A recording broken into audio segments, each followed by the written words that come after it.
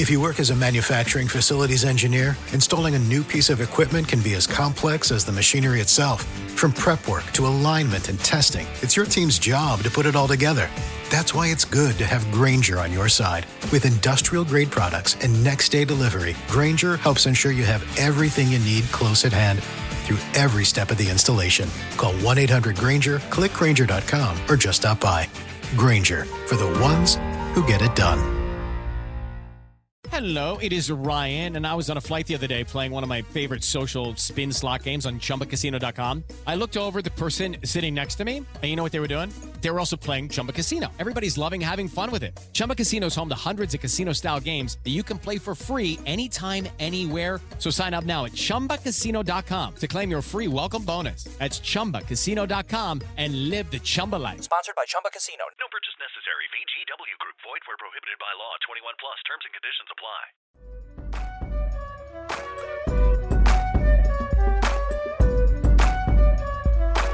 Wednesday, June 4th, 2025. You are listening to the Daly Dose Sports Podcast, and I am your host, Clint Daly, coming to you from the Mile High City here in Denver, Colorado, and we are back for another week of talking sports with a dose of common sense. Happy Wednesday to you. Yes, it is already June. Where in the world did the month of May go? Seems like that just started, didn't it? We're already in June? Hey, I hope that your week is going well. I hope that you had a good weekend. I hope that you, your family, your friends are all staying strong and healthy right now. And you know, we talked a little about it last week, but the NBA Finals are now set, as we are going to have the top team in the NBA, the number one seed in the Western Conference.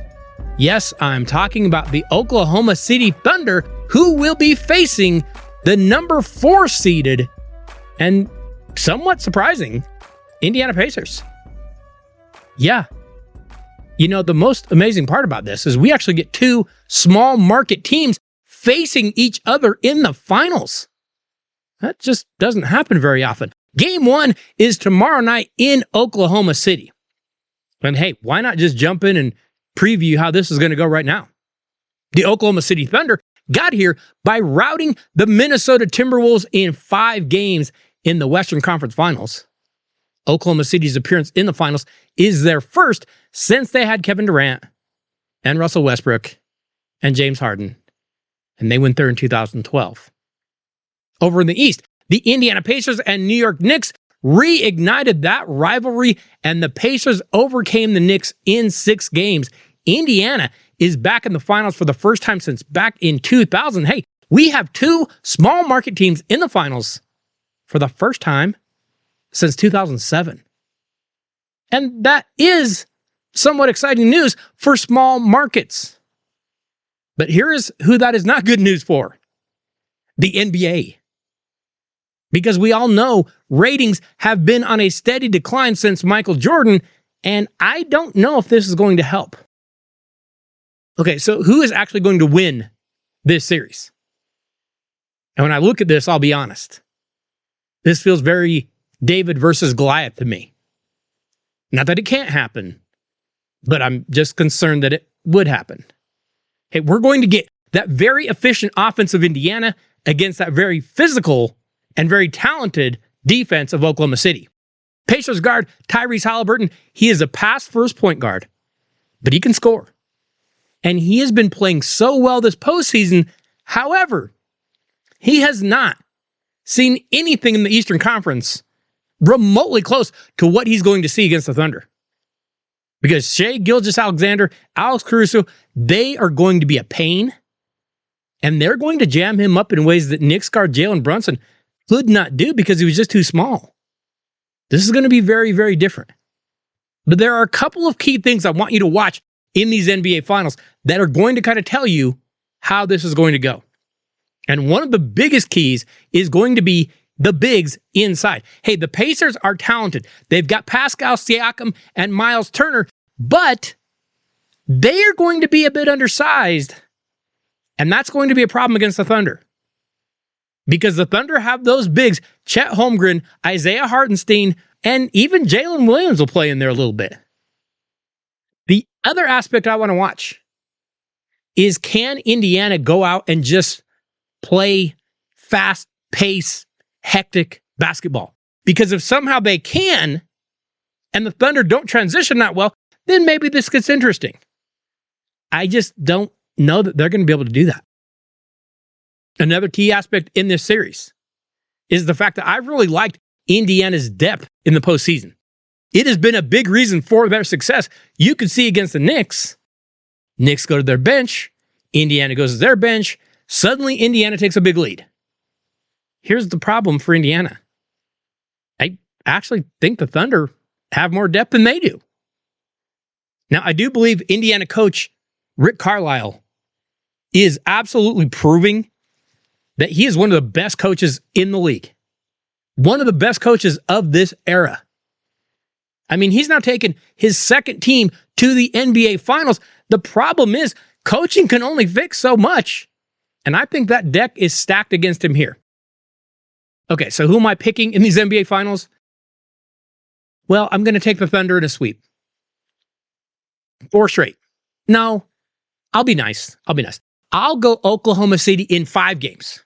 I'm going to really stretch it out. I'm going to go Oklahoma City in 5 games. I just think they have way too much. Hey, remember, you should be stopping by DailyDoseSports.com every week. Check out the new things we have going on over there. We have links to podcasts.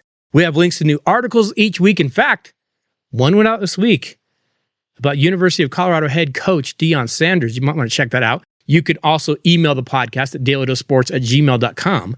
We would love to hear from you. And remember, you can pick up some Daily Dose gear over at dailydosesports.com. Maybe you need a t-shirt, a hoodie, a sweatshirt, a baseball cap. They have it all for you, and you can pick the color that you want. Just stop by dailydosesports.com. Hey, today on The Dose, we're going to be taking a brief look at the NBA playoffs so far. Who have been the biggest winners and who have been the biggest losers. Plus, we will have a Daily Dose Top 5 for you today, like we mentioned. The NBA Finals this year features 2 teams from smaller markets. And as you will see from our Daily Dose Top 5, that doesn't happen very often. But first, of course, it isn't just the NBA that has reached the final series of their season. For the second consecutive year, we are going to be seeing the Florida Panthers versus the Edmonton Oilers in the final round of the Stanley Cup playoffs. Now look, we all know that most sequels are not as good as the original. So what I want to see is, would this one be like an Indiana Jones and the Last Crusade sequel, which was great, or will it be like The Godfather 3, which was hot flaming garbage? Last year, the Panthers beat the Oilers in 7 games. But it was a really weird series. Remember, they went up 3-0 on the Oilers, and then Edmonton won 3 games in a row, and we got a Game 7, and the Panthers scraped out a win and won the Cup. Now, are they capable of winning it all again? Or, more importantly, can the Oilers win it this time and end the drought for Canadian teams winning a cup? A drought, I might add, that goes clear back to 1993. It has been a while since our moose-riding brethren have won a Stanley Cup. The Oilers have the 2 best players in the series in Connor McDavid and Leon Draisaitl, and that can lift that team on most nights. But it isn't just that dynamic duo. No, this team has depth. Goalie Stuart Skinner is red hot right now. Edmonton is going to be a handful. However, Florida's not going to back down from anyone. They have their own stars. With Alexander Barkov, Matthew Tkachuk, Brad Marchand, the Panthers can play physical, and you know what they specialize in doing? They make things rough and shut down those potent offenses and their superstars. They've done it all playoffs. I kind of think they can do it again. And for that reason, I'm going to take the Panthers to repeat, but I think it's going to be a tight series. I will take Florida, let's say in 6. I'll take the Panthers in 6. One insane story in the NBA that we do need to touch on. The New York Knicks are firing head coach Tom Thibodeau. That is what the team announced yesterday. Now, Thibodeau helped the Knicks to their first Eastern Conference Finals in 25 years. They made the playoffs in 4 of his 5 years, and he led the team to consecutive 50-win seasons for the first time since the 90s. However, team president Leon Rose had this to say: "Our organization is singularly focused on winning a championship for our fans. This pursuit led us to the decision to inform Tom Thibodeau that we've decided to move in another direction. We can't thank Tom enough for pouring his heart and soul into each and every day of being the New York Knicks coach. Tom will always be part of our Knicks family, and we truly wish him nothing but the best in the future." Now, remember, the Knicks had just extended Thibodeau last summer on a 3-year deal, and he finishes his time in New York with the 4th most wins by a coach in franchise history. Hey, I know we've talked about this before. There are basketball gods out there. And I am telling you right now, this move by the Knicks, it is going to anger the basketball gods. Have you learned nothing from watching the football gods? Do you remember when the Chargers fired Marty Schottenheimer after taking them to the AFC Championship? They haven't gotten near anything since. Hey, it might not be this next year, but trust me, bad voodoo is coming for the Knicks. Hey, Thibodeau, I question some of the things he does. I think he's way too hard on his players as far as what he asks them to do physically, and yet all he does is win. All he did with the Knicks was win, and you fired him? Oh yeah, bad voodoo coming for the Knicks. And by the way, if you're trying to make Knicks fans happy, Knicks fans are the biggest idiots on the planet. Really? That's who you're trying to make happy? These are morons walking around like downtown in New York with a snake wrapped around them and a Knicks hat on the snake. That's the idiot you're trying to keep happy? Bad voodoo for the Knicks right here. One other bit of news this week that I do want to touch on.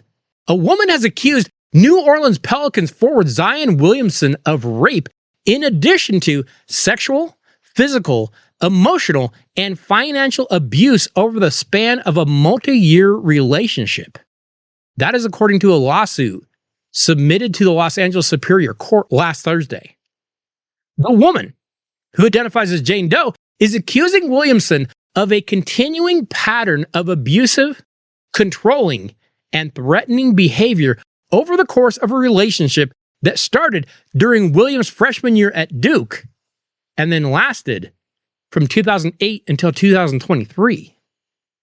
Now, I'll be honest. The details of the accusations are pretty gross. And I don't really want to read them here because then I'm going to need to take a Silkwood shower. And we'll see how all of this plays out. But whatever happens, I think we can agree that this is not what we expected from Zion when he came out. Remember when he was at Duke, coming into the NBA, that kid looked like a can't-miss prospect. With his explosion, with his size, with his strength, with his touch around the basket, it looked like Zion was going to be the next big thing. Turns out, the only thing any of us got right was the big part. Why your belly so big? Look, we're used to Duke stars consistently underachieving at the NBA level. But I'll be honest, Zion Williamson, yeah, this might be the biggest one of all. It is Ryan Seacrest here. There was a recent social media trend which consisted of flying on a plane with no music, no movies, no entertainment. But a better trend would be going to ChumbaCasino.com. It's like having a mini social casino in your pocket. Chumba Casino has over 100 online casino-style games, all absolutely free. It's the most fun you can have online and on a plane. So grab your free welcome bonus now at ChumbaCasino.com. Sponsored by Chumba Casino. No purchase necessary. VGW Group. Void where prohibited by law. 21 plus. Terms and conditions apply. So the NBA postseason is now coming to a close, and the NBA Finals do begin tomorrow night in Oklahoma City, but we've already seen a number of both winners and losers from these playoffs. I'll show you what I mean right now. I'm going to start out, I'm going to hand out a winner to the winner of the NBA's Most Valuable Player Award. Yes, I am talking about Oklahoma City guard Shai Gilgeous-Alexander. Don't get me wrong. I do not agree that he's the most valuable player.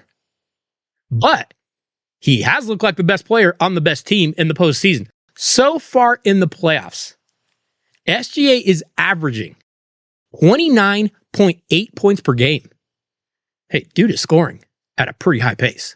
He is averaging 5.7 rebounds per game, and he's handing out 6.9 assists per game. SGA has led the Thunder to a 12-4 record so far in these playoffs, and he has looked dominant in doing so. Do I think he flops too much? Yeah. And I'll be honest, sometimes his style of play, it can be tough to watch. But there is no question, SGA has been a winner in this postseason. When it has gotten tight, when they have needed him to, he has stepped up. And not only is he the season MVP, I mean, he's a heavy favorite to be the finals MVP now. I'll pick him for the finals MVP right now, a day before we begin. SGA has been a winner. I'm going to hand out our first loser, though, and I'm going to hand it to the defending NBA champion Boston Celtics. Here's what's crazy to think about. Even with some of the terrible teams out there, like the Wizards or the Hornets, is there a fan base right now that is more miserable than Celtics fans? Yes, I know. They went 61-21 this season.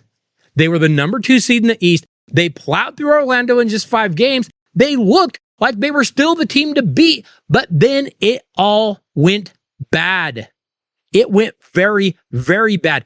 They faced the New York Knicks in the conference semis, and they absolutely flamed out. Not only did they lose to the Knicks in 6 games, they gave up massive second half leads, and then in game 6, which ended the series, it somehow got even worse because superstar Jason Tatum went down with a blown Achilles. Oh, that's horrible. That is going to take a full calendar year to come back from. Now, you're going to be hearing, oh, he could be back for the playoffs. No, he won't. Not at the level he was. He may never be the same, but he sure won't be back playing even close to the level he was next year at this time in the playoffs. Hey, if you're a Celtics fan right now, you don't have a whole lot to feel great about. You just don't, which is crazy to think about. Because a few weeks ago, we would have never believed that. We all thought, well, the Celtics will still roll. They'll still be solid. In the East, no, they're still going to be really, really good. That went horrible for Boston. I'm going to give a winner, and I'm going to give it to a guy we already spoke about today, and that is Indiana Pacers guard Tyrese Halliburton. Hey, this kid has now led the Pacers to the NBA Finals right after he had been voted the most overrated player in the NBA by his peers in the NBA. Look, I don't know if that's jealousy. I don't know why guys wanted to dog him out like that. But when they issue that little poll among players in the NBA, who's the most overrated player, Halliburton won by a landslide. Not only did he have to come off of that, he also had to overcome his idiot father going out on the court after the Milwaukee series and getting suspended from attending games for a while. You don't think that wears on a guy's head? It does. I've seen it at the youth and high school level. Got a loudmouth parent up in the stands. Kids just down there cringing, wishing they'd shut up. Yeah, you know Tyrese felt that. But the Pacers, who went just 50-32, they were the 4 seed, have now gone on to beat the Milwaukee Bucks, who they were an underdog against. And then they beat the top-seeded Cleveland Cavaliers in the second round, who they were an underdog against. And then they beat the New York Knicks in the Eastern Conference Finals. Hey, and in those games, Halliburton is averaging nearly 19 points a game, 6 rebounds per game, and 10 assists per game. Hey, that 3-point shot against the Knicks in game 1, when that game, by the way, was absolutely over, and then sent the game into overtime and they win it, that is going to be remembered in NBA crowds for years to come. Tyrese Halliburton, no matter how the finals goes, is without a doubt a winner in this NBA postseason. Okay, I've got to give out another loser for these NBA playoffs, and I have got to give it to Minnesota Timberwolves star Anthony Edwards, who for the second year in a row bowed out in the playoffs without really that much of a fight. You know, everyone keeps wanting to anoint Ant as the next face of the league.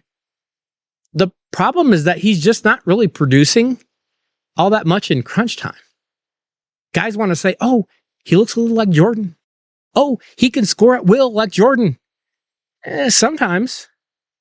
But after averaging 26 points per game against the Lakers in the first round this year, and averaging 26 points a game again against the Warriors in the second round, Ant struggled against the Thunder in the Western Conference Finals. He averaged 23 points per game. Now, that doesn't sound that bad, except here's the problem. He scored 32 in Game 2, which was a loss, and then scored 30 in Game 3 when Minnesota actually blew the Thunder out. That sounds good, right? Yeah, here's the problem. Game 1, let's set the tone. We can hang with these guys. Let's go out, beat them on our floor, and we can prove that we can beat the Thunder. He comes out and scores 18. Okay. So they lose games 1 and 2. They get the blowout in Game 3. And in Game 4, at home in Minnesota, down 2-1 in the series, Ant has 16 points on 5 of 13 shooting. That's not great. They lose again. And then on the brink of elimination in Game 5, Ant scores just 19 points and Minnesota is gone. Now, after the elimination game, when the Thunder take them out, Ant talked about how no one's going to work harder in the offseason than him. Bro, you got taken out by the Mavericks in just 5 games last year, and you got torched defensively over and over, and you said that again back then.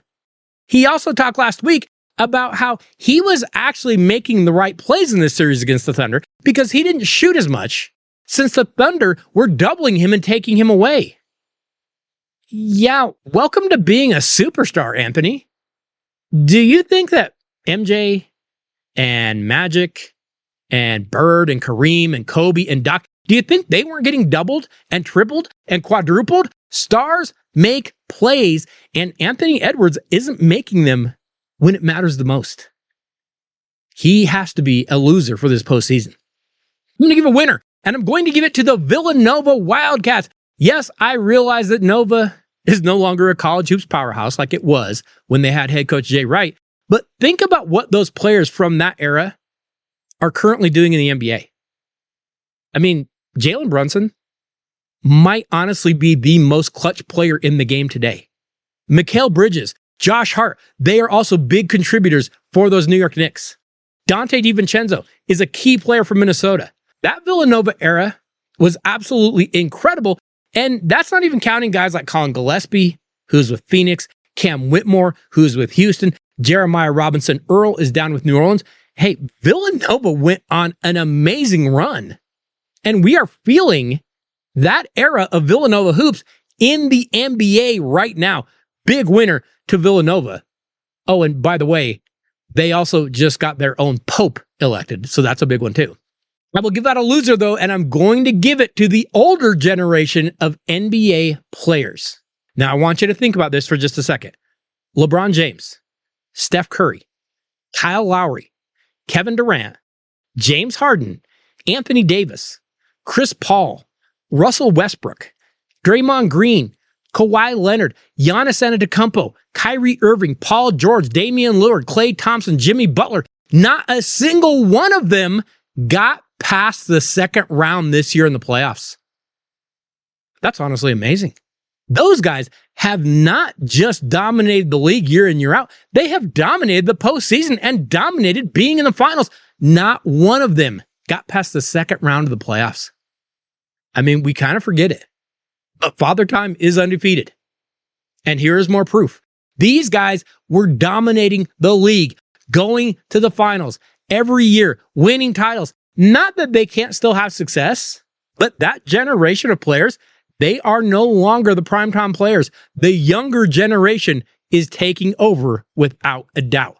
I will give our final NBA playoff winner to the NBA on TNT crew of Ernie Johnson, Kenny the Jet Smith, Charles Barkley, and Shaquille O'Neal, who finished their run with PNP, and now they will be moving, they say at least a little bit, to ESPN, and then trying to do, I don't know, something on TNT, like just a studio show or something. I don't know. But that group, honestly, they are the most entertaining studio show going, and some of the reason why is because they're honest.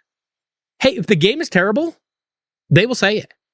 They are not just shills for the NBA. In fact, some of the NBA players take offense at their criticism, and they're like, oh, they should be more supportive. LeBron's like, oh, they shouldn't be criticizing us all the time. But you know what? You know what LeBron doesn't say? He doesn't call them liars, because they're absolutely accurate. Here is hoping that when they go to ESPN, ESPN doesn't screw this up and try to muzzle those guys, because they have a track record of hiring idiots. This crew is the best crew they've had in quite some time. Don't screw it up, ESPN. I have to give the NBA on TNT guys a big, big winner. Which brings us to our final loser in the NBA playoffs so far. And for that, I will name ESPN's NBA prognosticator, Kendrick Perkins, who has never had an intelligent thought enter his skull.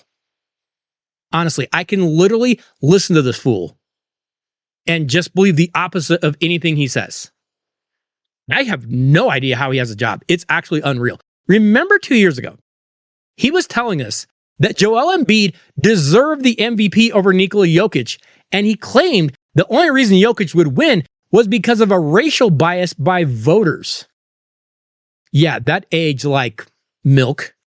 This year, Perkins tried spinning that Jokic has more help than LeBron, and he needs to do something with it. After Game 5 of the Nuggets series against the Oklahoma City Thunder, Perkins dropped this little gem on X. Bron gets tired at 40 years old, and people question his greatness. But Jokic gets tired, and he needs more help.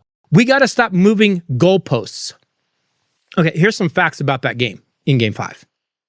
In the fourth quarter of that game, Nikola Jokic went 4 of 6 from the field for 13 points. His teammates went 1 for 15 with 6 points. Why did Jokic double what his teammates put in and still got criticized by Perkins? Make it make sense, please. Look, I get he hates Nikola Jokic. I understand. I don't know why. I have a few theories, but I don't know why. But at least try to do some research. And you know what? It's not just me that thinks this. Charles Barkley actually called him out about some of his dumb takes.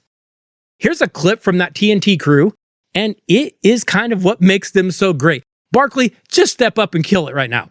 I saw a fool idiot on TV talking about the Lakers saved the NBA. Save the NBA? Yeah. He's an idiot and a fool, but he know who he is. What's his name, Shaq? Which one you talking about? Kendrick Perkins. I had a kid, Chuck. By the way, Perkins also said he would have locked Joker up back in his day. Honestly, what is he talking about? Did he sustain head injuries that I don't remember during his playing days? Like an Acme safe falling from the ceiling on his head? I don't make this next statement lightly. I've thought about it. Let me be clear and concise. Kendrick Perkins might be the dumbest man in ESPN history. And that, my friends, is really saying something. Ryan Seacrest here. When you have a busy schedule, it's important to maximize your downtime. One of the best ways to do that is by going to ChumbaCasino.com. Chumba Casino has all your favorite social casino games like spin slots, bingo, and solitaire that you can play for free for a chance to redeem some serious prizes. So hop on to ChumbaCasino.com now and live the Chumba life. Sponsored by Chumba Casino. No purchase necessary. VGW Group. Void where prohibited by law. 21 plus. Terms and conditions apply. Now, as we do so many weeks here at the Daily Dose, we need to get over to our Daily Dose Top 5.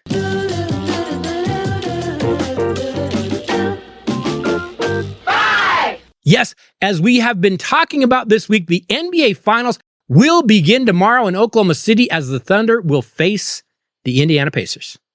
But do you realize that this will be the first time that we have not had a large market team in the finals in nearly 20 years? Hey, it doesn't happen very often. Now, I know there are conspiracy theories out there that the NBA favors large markets over small markets, and I'll be honest, I'm here for it. But for reference, here's how we're defining these markets. Large NBA markets means you have a city of over 2 million hometown fans. Okay, those are large. Then you have middle markets from 1.5 million to 2 million in your hometown. And then you have small markets that have under 1.5 million hometown fans in that city. Well, I mean, between Boston and LA and the Bay Area and New York, the NBA Finals have been dominated by large markets. Well, today, our Daily Dose Top 5 is counting down the last 5 times that 2 non-large market teams met in the finals. And I will warn you, it hasn't happened that much. We start off at number 5. And we have to go clear back to the year 2007 for the most recent example of 2 smaller market teams meeting in the NBA Finals. The San Antonio Spurs had been eliminated the previous year in Game 7 by Dallas, and now they were on a mission. Tony Parker, Manu Ginobili, and Tim Duncan rolled to a 58-24 record. They plowed through the Nuggets, the Suns, and the Jazz in the playoffs before going to the finals and meeting the Cleveland Cavaliers. Now, the Cavs were being led by a very young LeBron James. But LeBron didn't have much help. He had guys like Drew Gooden and Daniel Gibson. But I mean, the Eastern Conference was hot flaming garbage, so the Cavs made it to the finals, and then they got to San Antonio, and it wasn't really close. The Spurs swept the series 4-0, and they held the poor Cavaliers to just 80 points per game. Tony Parker was named the series MVP, and the series was not a hit with TV viewers. It pulled just 9 million fans per game, the lowest series numbers at that time since they had started being kept. The Spurs versus Cavs series in 2007 was the last time we had a small market finals, and it comes in today at number 5. We move next to number 4. And we go back just 2 seasons prior to that, to 2005. Once again, the Spurs were a powerhouse during these years with Duncan, Parker, and Ginobili, and they went to the finals 6 times from 99 to 2014. Well, in 2005, the Spurs had beaten the Nuggets, big surprise, the Seattle Supersonics, and the Phoenix Suns, and made it back to the finals. On the Eastern side, we got the Detroit Pistons with Chauncey Billups, Rip Hamilton, and Rasheed Wallace. This was a battle of 2 really good defensive teams. Well, the series went all 7 games, with either team only breaking the 100-point barrier 1 single time. The Pistons scored 102 in Game 4, but in the end, it would be San Antonio beating Detroit 81-74 in Game 7. Once again, the TV ratings were not great. That series pulled just 12.5 million viewers per game. Tim Duncan was the MVP, and the 2005 NBA Finals comes in at number 4. Now at number 3, we have to go back a bit further to the year just prior to Michael Jordan taking over the NBA Finals for a few years. We go back to 1990, where the Detroit Pistons were the defending champions, and they were the bad boys, with Isaiah Thomas, Joe Dumars, Bill Laimbeer, Vinnie Johnson, Dennis Rodman, John Sally. Hey, head coach Chuck Daly, great last name by the way, had a team for the ages. The Pistons had beaten the Pacers, they had beaten the Knicks, and yes, they had beaten Michael Jordan's Bulls. You might remember, this was the infamous Game 7 migraine game for Scottie Pippen. But awaiting the Pistons would be a Clyde Drexler-led Portland Trailblazers team. Now, Drexler had Jerome Kersey, he had Terry Porter, he had Buck Williams. It was a tough team, but not quite good enough. The Pistons were on another level.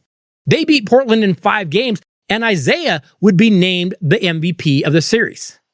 However, for being a small market finals, the TV ratings weren't bad. They pulled over 17 million viewers per game. You can have small market teams. They just need to be interesting. The 1990 NBA Finals comes in today on our list at number 3. So we arrive at the number 2 last time. We had 2 small market teams make the NBA Finals. And this time we've got to go way back. And I mean way back to 1955. The Syracuse Nationals would eventually become the Philadelphia 76ers in the early 60s. However, at this time, they were still a small market team in upstate New York.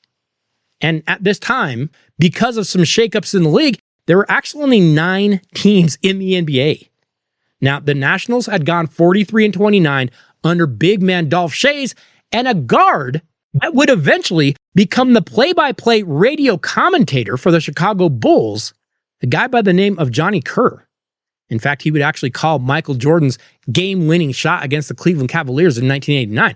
But the Nationals faced the Fort Wayne Pistons And the Pistons, of course, would later move to Detroit. Well, the Nationals beat the Pistons in a Game 7 thriller, 92-91, and Dolph Schayes would be named the series MVP. Of course, we have no TV numbers, as they weren't being kept yet, and a lot of people didn't even own TVs. But the 1955 finals between Syracuse and Fort Wayne comes in today at number 2. So we reach the number 1 last time we had 2 small market teams make the NBA finals, and we go back, well, actually just 1 year previous to our number 2 entry. To 1954, once again, Schayes and the Syracuse Nationals were there, and they would face the Lakers for the title. Now, why do I have the Lakers on this list? We know LA is a huge market. Well, because they were in LA yet. The Minneapolis Lakers were led by big man George Mikan, and they had won titles in 49, 50, 52. Mikan would lead the Lakers in scoring with 18 points a game, but it would be a guy by the name of Jim Pollard that would lead the Lakers to a Game 7 win with 21 points. Once again, there were no TV ratings.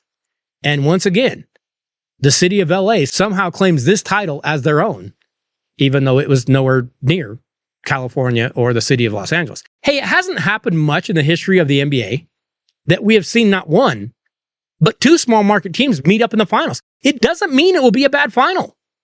It just means you need a few guys to step up and make things interesting. And if they do, you can still get strong TV ratings. You can still have an entertaining NBA finals. But I'm warning you right now, it won't be easy. Because we know those big cities, they do bring big TV ratings. Hey, all I'm hoping for is we get an entertaining NBA Finals.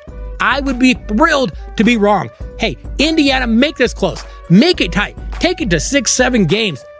I'm not believing it, but I would enjoy it if it actually happened. Hey, next week on The Dose, we will, of course, be keeping you up on all the sports news going on right now, including those NBA Finals and the Stanley Cup Finals. So be sure you check out the Daily Dose and be sure you let a friend know to do the same. Hey, I want to say thank you to each and every one of you for listening to the Daily Dose every week. Thank you for the emails, thank you for the texts, thank you for the tweets, but more than anything, thank you for sharing the show. Thank you for sharing the videos and for sharing the articles with someone that you know. We absolutely love it when you do that. I have to say thank you to Jess P. Could not do any of this without you. I will see you all next Wednesday. Have a great week and enjoy those NBA and Stanley Cup Finals.